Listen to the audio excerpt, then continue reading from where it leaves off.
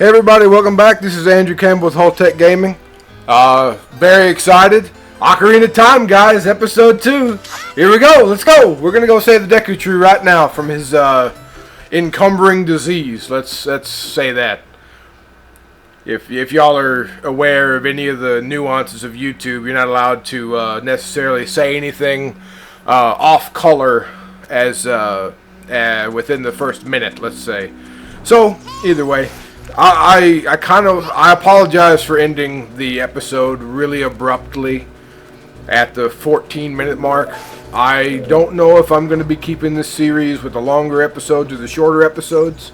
It seems like people watch my videos all the way through if they're shorter, you know, which I guess logic would dictate. Most of the people who know me are typically a little older, so they're not able to really allocate, hey, dungeon map, hell yeah, alright, let's go. They're not really able to allocate much of their free time to watching, you know, hour, 2 hour long. Hey, you can open a door by standing in front of it and pressing the A button. No kidding. Thank you, Navi. Navi's cool. You know, and this, you know, people can argue with me all they want, but Majora's Mask was developed. And the emotion behind it was perfected because of the emotional attachment that players had with Navi. Simple as that. Link in Majora's Mask, spoilers for a game that's 20 years old. Holy shit, yeah, I think it came out in 2000. Point is,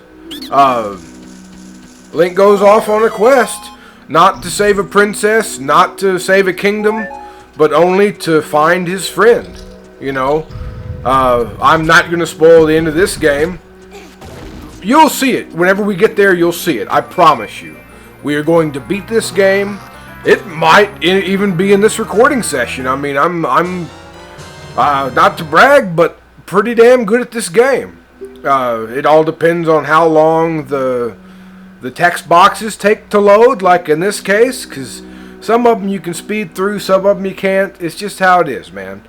But either way, I'm just so happy that you and I are here now, and we get to experience some of the greatest game ever. I know that sentence didn't really coalesce very well, but it's true. This is one of the quintessential games ever made. Now, yes, there are some issues specifically and again, there are, I don't know why I'm tiptoeing around this. It's a little old, right? It looks good. It's a playable 3D game. But this came out really early in the 3D games, period. Like, this is not some game that was, hey, 20th from Nintendo, so they got to perfect the formula. Like, this is like Super Mario 64 and then Legend of Zelda Ocarina of Time, you know? Now, was Ocarina of Time developed in a systematic way that kind of paralleled A Link to the Past? Sure. You could absolutely argue that, and that would be a fair argument, no doubt. But you cannot say by any means that it is fully derivative. You know, A Link to the Past, you know, we're not too far in the playthrough for us whenever I'm playing on the game, but you have to really realize that, you know, you do your 3 introductory dungeons and then you go to the Dark World, right? It's a parallel world. Now, in this game, I really don't want to spoil it, man. I really don't want to spoil it. And I won't. Let's just enjoy the game. Let's stop talking about the nuances and the naysayers. And let's just enjoy a piece of gaming history because it's a piece of gaming history, shall we? I think we'll gain a little bit more appreciation in how dead this Skulltula is. How's that? Because that's one dead Skulltula, I'm telling you. I mean, he went into the doctor for some sniffles, and then all of a sudden he gets called in by the doctor back in the waiting room. Sorry, son, I'm sorry to tell you this, but you've tested positive for HIV. and he's just dead as a doornail. I mean, he had 3 months to live, and that guy's just dead. But enough about Greg. Stop talking about Greg. Let's talk about Charlie, the gold Skulltula who went into the doctor's office and then obligatorily never came home because, you know, he went out to get Ty afterwards. And I don't know why I'm rambling on. I don't know. I'm just having a little bit of fun. All right. So, let's go ahead and take care of Jeff here. Bye, Jeff. So, I hate to say it. This is the hardest part of the game for me. I have no idea why. You jump off and then you let go of the stick. Fall through? Yes! So, believe it or not, that's one of the hardest things for me to kind of get off and done with the right for the first time. It just is. I don't know what it is, man. And it kind of is embarrassing, but whatever. Sue me. As good as I am at this game. Hey, this is our first time we're picking up Deku seeds. They look like little Pac-Men. Pac-Men. I think I said it right the first time. Either way, I know this is going to kind of hurt my dungeon run time, but I want to go ahead and grab as many gold Skulltulas as I can. Just for the fun of it, right? It's just how it is, man. I'm not a completionist, but I do know that whenever you get up to 50 gold Skulltulas, you get in increments of 10, you get rewards from this house in Kakariko Village. So we're going to be exploiting that, or at least taking advantage. Oh, nope, don't want to do that. Jump off, roll, there we go. Perfect. Pro gamer strats. Typically, I think that the game developers had that fixed there to where you had to come back with a boomerang and take care of that. But, you know, unbeknownst to little teenage Andy, you could just run over there. The trick is you can't be targeted to it. That's the thing. If you were targeted to it, you just skip right off and then that's Bob's your uncle or whatever. Cool. Whoop. Did I save that stick? Hell no. But we have enough, so we're good. Let's go ahead and talk to this old boy. Please forgive me, master. I'll never do it again. If you spare me, I'll teach you something cool. You will never beat my brothers up ahead unless you have punished them with the proper order. Let me guess. 2, 3, 1. Is that it? Of course it is. Who do you think you're talking to? Do you think I'm a traitor? If I would have tortured you, you know, well, I guess you're still in the American military. You're still technically a traitor.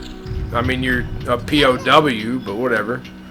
After you get into the water, if you hold down A, you can dive. I bet there's a button that you can press underwater. Hey, why don't you figure that out? Alright, so we're going to do that. I think I'd have it timed to where that should be returning by the time I get back over there. And we're looking pretty good. If I beat this dungeon, which I absolutely should be able to do... Ah, dang it! Alright, well, that was the first misstep of the playthrough, but whatever, it's not a big one. There's still plenty of time. This is the first dungeon. Squat down. The time's not going to run out, so I'm not necessarily worried about it. But, man, am I having fun. I'll tell you that. Absolutely love it. When she smiles. Oh, man. I wish I knew more of the lyrics to that song. I really do. Alright. Stand next to this block and grab hold with A. While holding A, you can push and pull it. If you stand next to the block and press A while pressing forward towards the block, you can climb on top of it. Pay attention to what the action icon says. It's because, as I said earlier, this is such an early 3D game, and, you know, kids weren't completely used to playing in 3D. They had to literally teach all of the mechanics on how to play the game. And I think that the introductory dungeon here does a great job of it. I honestly do think that this is a very polished, outstanding game. And you're going to hear me say that probably 50 times during the course of this playthrough. But it is what it is. This is the only thing stopping us. There we go. Bam! So next time we find ourselves looking at one of those bastards, if you see the little glowy teeth that you're presented with, those are actually the eyes of the spider. You know, the skull face isn't the actual face. That's just the thorax of the spider. Which many years after I first played the game, I kind of figured that out. But I'm telling you, man, the things you play and the things you enjoy as a child, and then come back to and don't enjoy are way too numerous. Lucky for me, I have consistently loved this game, and every second I ever play in it. Do I have damn near encyclopedic knowledge of all of the contents therein for such a game? Abso-fucking-lutely I do. Am I going to embarrass myself by talking and then miss the damn block as I jump? Oh yeah, that's going to happen a few times in this playthrough too. But I'm at least genuine about it. I'm not trying to be fake with anybody. I'm going to go ahead and do this though, because it's fun! Woohoo! Yeah! Do the bouncies. If you don't bounce, it don't counts. If that matters or means anything to anybody. Bam. 2. Come on, baby. 3. Hey, where's 1? Hey, where's 1 though? There we go. Talk to me, baby. How did you know our secret? How irritating. It's so annoying that I'm going to reveal the secret of Queen Goma's... In order to administer the coup de grace to Queen Goma, strike with your sword while she's stunned. Oh, Queenie. Sorry about that. Oh, man. So whenever I was growing up, I didn't know what the hell coup de grace means. The final blow. They could have just said that, but whatever. I loved it. This game, this dungeon specifically, this final boss, Queen Goma, scared the shit out of me. Look at that. Just the door slamming, Link raising his hand in concern, and then we look up, and we see the one thing of light, and then, holy shit, it's a division symbol. Haha. Queen Goma. Alright, I'm gonna kill this armored arachnid in 2 stuns. Here we go. That's 1 stun. And then 1 more stun, and this Queenie is gonna be dead, essentially. If she normally doesn't walk all the way over there, but it's no big deal. Let's just stay loaded. Wait till the light turns red, and there we go. And we're gonna get her. This is it. 2 stuns. Outstanding recruit. We did it. We beat this dungeon in 12 minutes and 48 seconds. Yeah, I know. Pretty impressive. You're welcome. By no means was it a speed run, and I am not a speed runner. I probably should try my hand at that at some point, but hey man, whatever. I got a heart container. Woohoo! We did it! Pew pew pew pew pew! So, as per channel protocol, I will be doing a few episodes normal. Not anything fancy, but in a few episodes, then I'm going to go ahead and start with the channel norm, as I'm going to go ahead and drink some beer, and hopefully you guys do too. Well done, Link.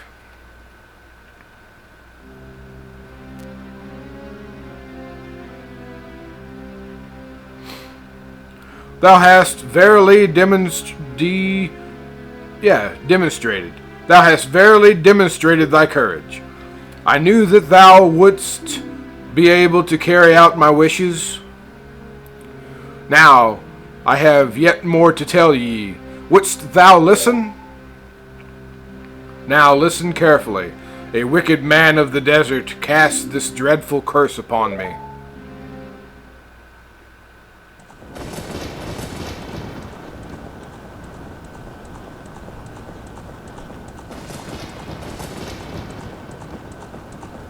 Love it. Man, look at that.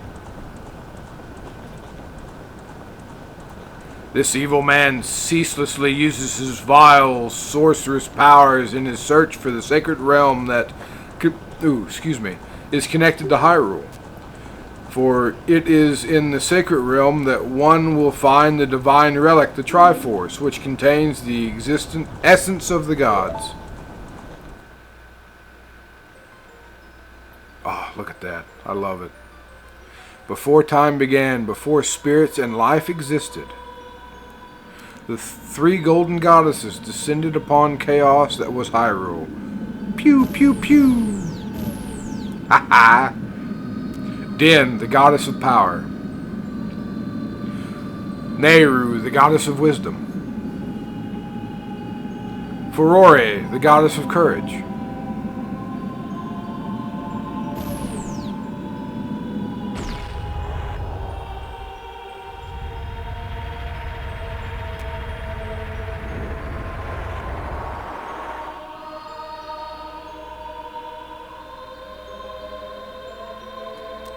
Din.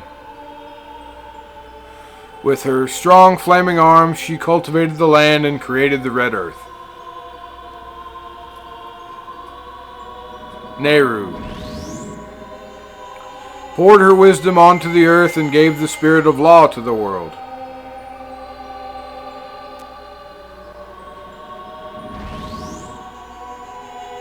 Furore. With her rich soul produced all the forms who would uphold the law.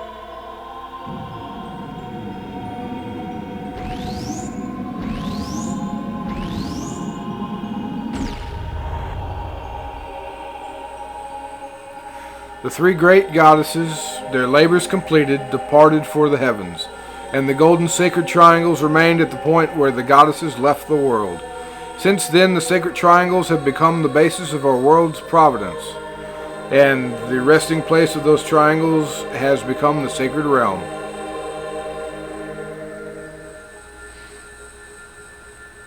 The lore in this game is so good. Thou must never allow the desert man in black armor to lay his hands on the sacred Triforce. Thou must never suffer that man with his evil heart to enter the sacred realm of legend. That evil man who cast the death curse upon me and sapped my power, because of that curse my end is nigh.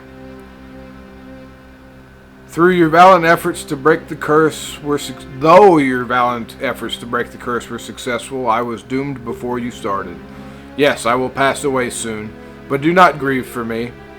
I have been able to tell you of these important matters. This is Hyrule's final hope. Link, go now to Hyrule Castle. There thou wilt surely meet the Princess of Destiny. Take this stone with you, the stone that man wanted so much that cast the curse on me.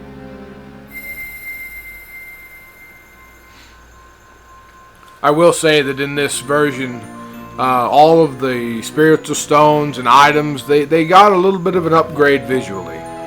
You know, they weren't always this shiny. Surprising, I know, but still. They look pretty good. You got the Kokiri's Emerald. This is the spiritual stone of the forest, now entrusted to you by the great Deku Tree. The future depends on thee, Link. Thou art courageous. Navi the fairy, help Link to carry out my will. I entreat ye, Navi. Goodbye.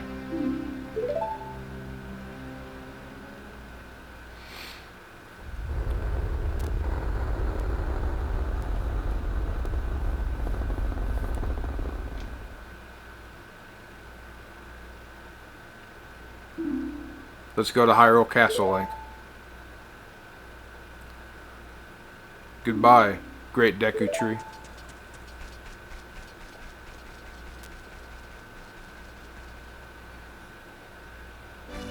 There you go.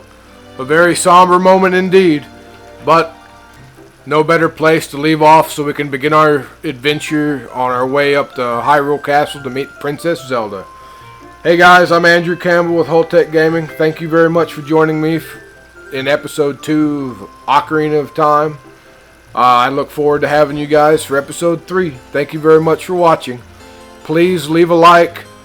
Tell me what y'all want series-wise. And if you can, please subscribe. I appreciate it very much. Have a great day. Bye-bye.